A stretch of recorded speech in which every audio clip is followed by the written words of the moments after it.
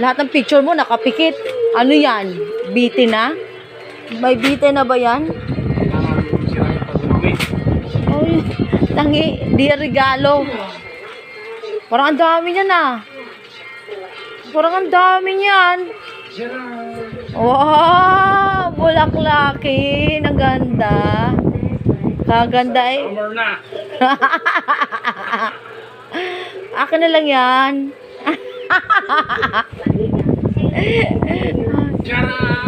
Wala kakater na yan. Nga, nakakakita ka na nga, no? Si Bossing. Pastor ka na.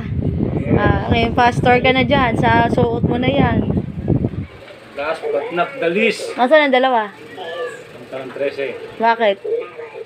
There's something to buy. What? I don't know. Yeah! Wow! Yabang kompleto! Magkano yan? Meron na akong pang-exchange kit na isusuot. Oh! Please God. Exchange gift mo yan? Isusuot ko pang-exchange kit na isusuot. Akala ko ba exchange gift mo yan? Ito pa yung pang-exchange kit ko.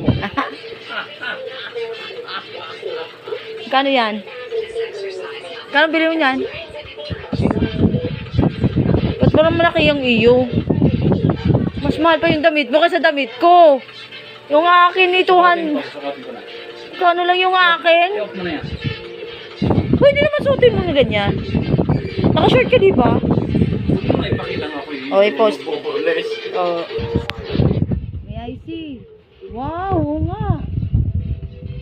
Sakto eh. How much? How much yan? Ha?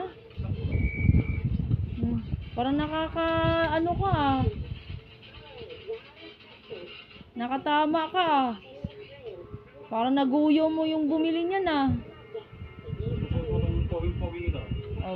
Hindi na tayo terno. Ready ka na sa ano natin, Thanksgiving, sa church.